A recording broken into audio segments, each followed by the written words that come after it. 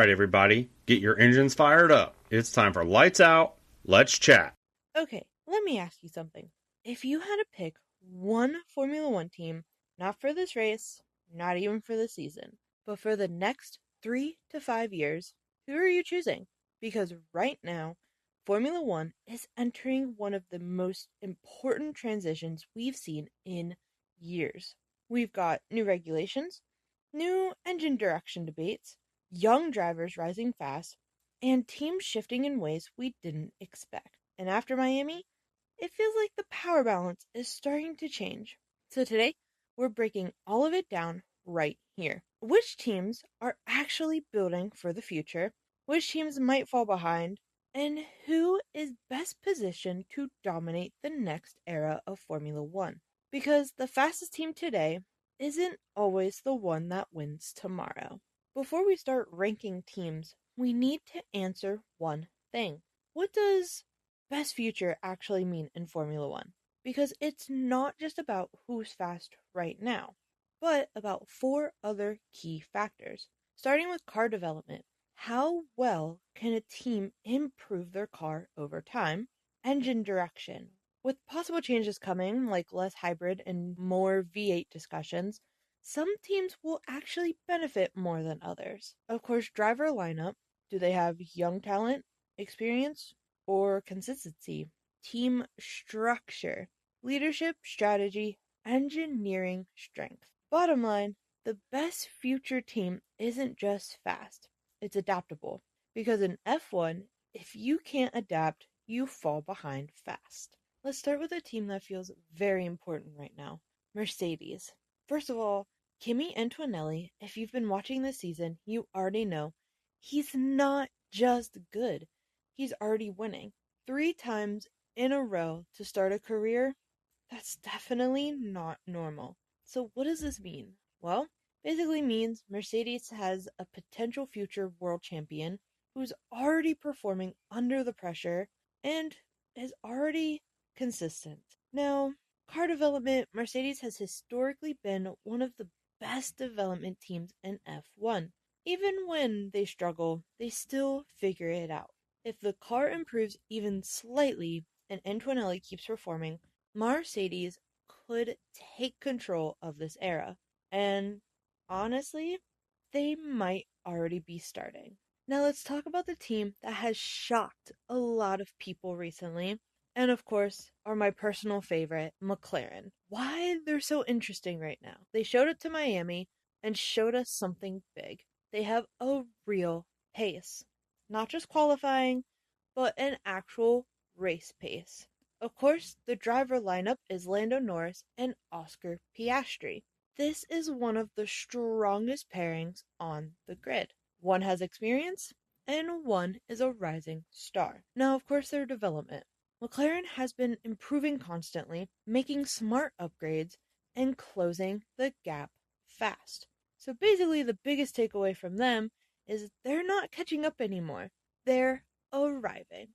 McLaren went from we're improving to yeah, we might actually win. Now we have to talk about Red Bull because for years they've been the team to beat.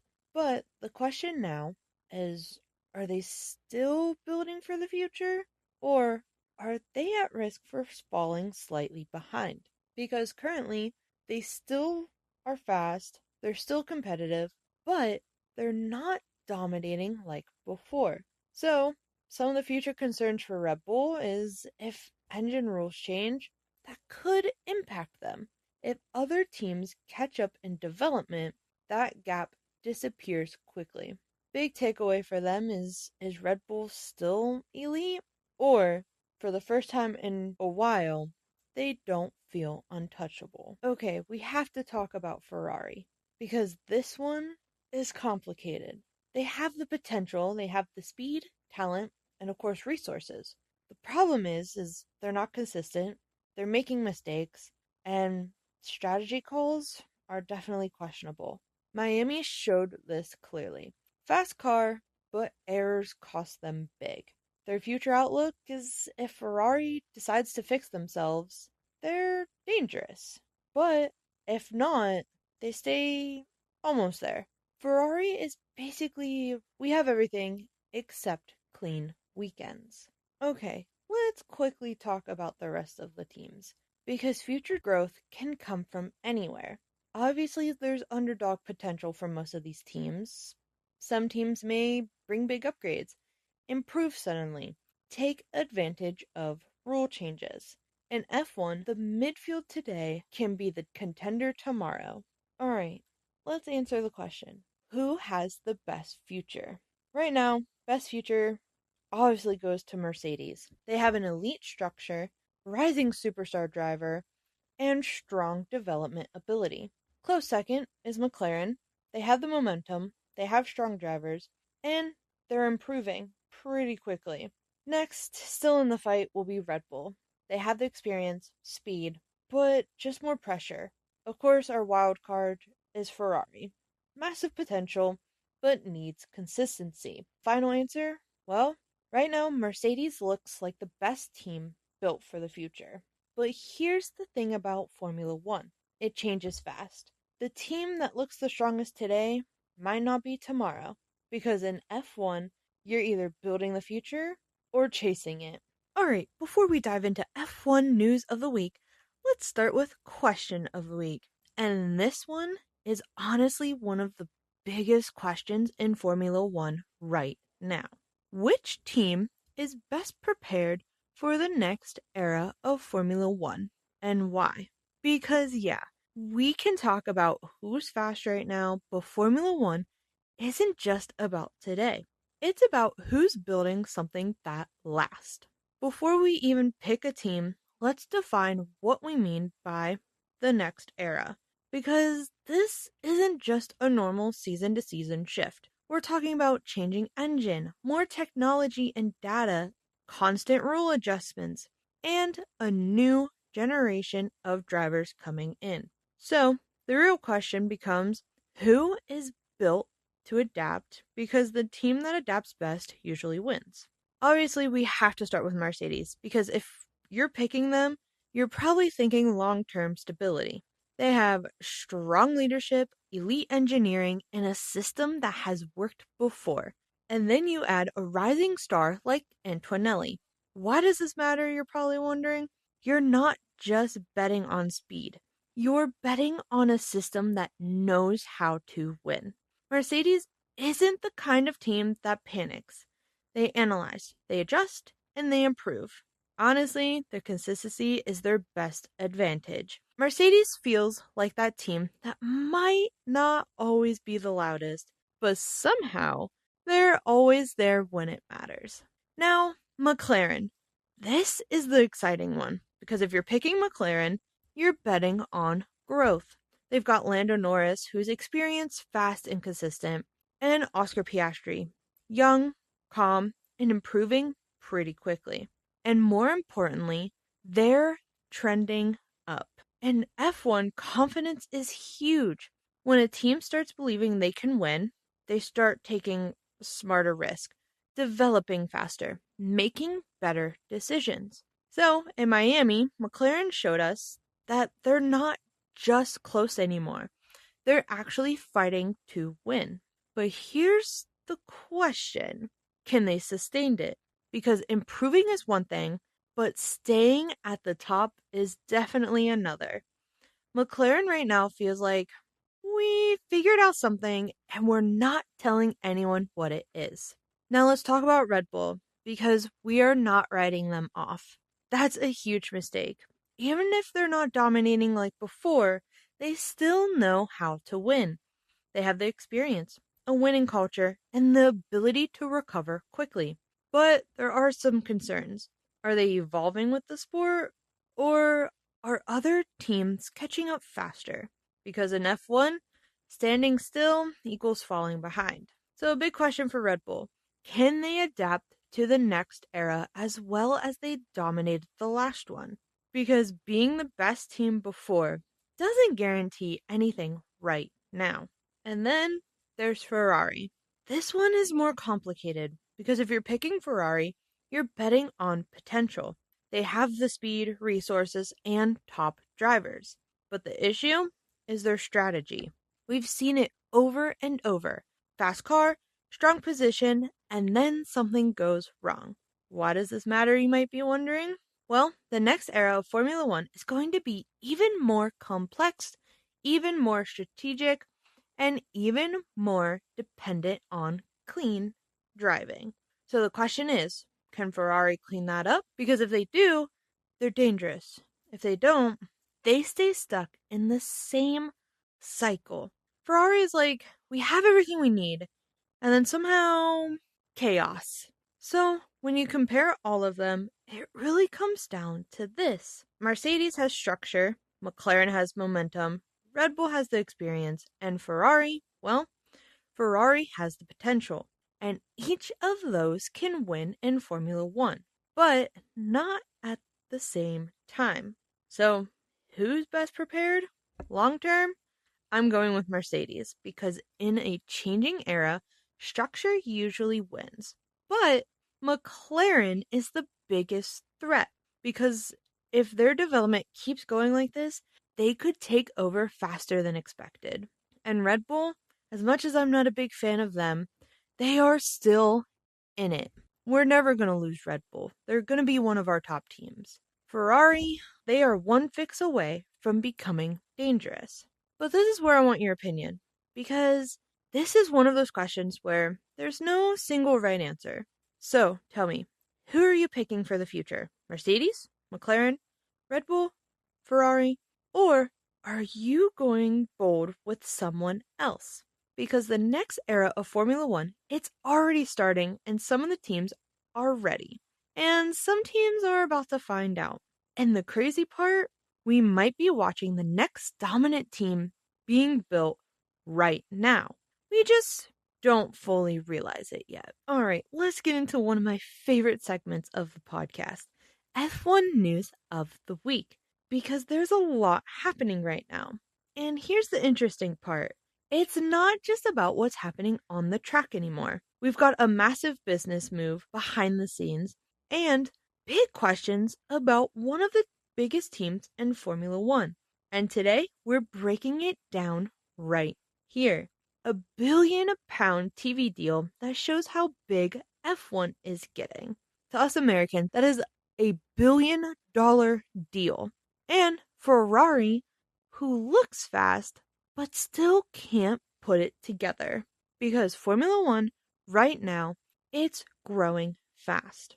But not every team is keeping up the same way. Alright, let's start with the big picture. Formula One just signed a huge broadcasting deal. We're talking around £1 billion or $1 billion, a long-term extension, and continued partnership with Sky.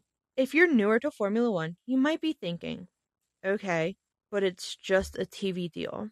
Why is it so big? Well, let me explain. In sports, broadcasting deals are everything. That's how the sport makes money. That's how it reaches to fans. That's how it grows globally. So, when you see a deal worth that much money, that's not just a contract. That is a statement. This deal tells us one thing very clearly. Formula One is now booming, and especially here in the United States. Younger audiences are coming. New fans are coming into the sport. And you might be wondering, well, why is it happening? Well, a few reasons. More content for newer fans, social media growth for most of the teams and drivers, and behind the scenes storytelling. And now it's translating into real money. Because at the end of the day, when a sport is growing, the money follows. This deal also shows Formula One isn't just a European sport anymore. It's global. We've gotten races in the US, growing audience worldwide, more interest than ever before. Now, the big takeaway here is Formula One isn't just growing. It's becoming one of the biggest sports in the world. And you're probably wondering, what does this mean for fans? Well, this actually affects fans more than you think. More investment equals better coverage. More content equals easier to follow. More attraction equals bigger events. But there's also a flip side. With bigger deals comes higher expectations. That can mean more focus on entertainment, more pressure to grow the audience, and sometimes change the sport itself. Because F1 is trying to balance, keep hardcore fans happy, and bring in newer fans. And those two things don't always agree. At the end of the day, this deal confirms something important. F1 isn't just a sport anymore, it's a global business, and it's growing faster than ever. But while the sport is growing, not every team is getting better. So let's talk about Ferrari, because this one is complicated. On one hand, they look fast, on the other, the race didn't go their way at all. Let's start with the good news in practice. Ferrari looked strong. They had good lap times, competitive pace, real potential, which tells us the upgrades worked. And that's important because when a team brings upgrades after a long break, you don't know if they'll work. Well, luckily Ferraris did. But here's where everything starts to fall apart. Ferrari's biggest issue right now is tire management. In Formula One, tires don't last forever. They lose grip over time, and managing them is crucial. If your car struggles with tires, you lose pace, you lose position, you lose the races. So, people are probably wondering, what happened to Ferrari in Miami? Well, Ferrari had speed early, but over long runs, the tires dropped off. And once that happens, you're defending instead of attacking. So, the Ferrari team boss admitted the car is still struggling to keep tires alive over long sprints. And that's a big deal because in modern F1, tire management is everything.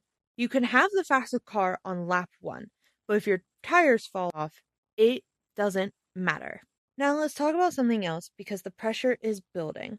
Lewis Hamilton was not happy. He called Miami a tough weekend, and that's putting it lightly. He was stuck in the midfield, dealing with damage, lacking race pace. And this matters more than usual because expectations were huge. When Hamilton joined Ferrari, people expected results immediately because you've got one of the greatest drivers ever with one of the biggest teams. That combination should be fighting for wins, but right now, they're not. So now the question becomes, can Ferrari actually fight for the title this year? Because right now, the speed is there, the potential is there, but the execution isn't. And in Formula One, that's everything. Let's break it down. Ferrari's issue isn't just one thing. It's tire management, race execution, and consistency. And those are the hardest things to fix because it's not just about the car, it's about how everything works together. If Ferrari wants to fight for championship, they need to improve tire wear, be more consistent, and execute clean races. Because right now they're close, but in Formula One, close doesn't win championships. Ferrari right now feels like we're fast, but something always goes wrong. So yeah, this week in Formula One, the sport itself is growing faster than ever, but some teams are still trying to figure things out. We've got a £1 billion or $1 billion TV deal showing how big Formula One has become, and a Ferrari team that looks competitive but still isn't delivering when it matters. Big takeaway here is Formula One is in a really interesting place right now. Off the track, it's booming. On the track, it's unpredictable. Because if there's one thing about Formula One, it's never just one story. Alright, everyone, that is this week's episode. If you enjoyed this, send it to someone who's trying to figure out Formula One. We're making experts out here. And let me know, which team do you think has the best future? Feel free to comment on our YouTube, Instagram, TikTok, Facebook, and until next time, this is Lights Out, Let's Chat. From Lights Out to the Checkered Flag, this has been Lights Out, Let's Chat podcast. We'll see you next time.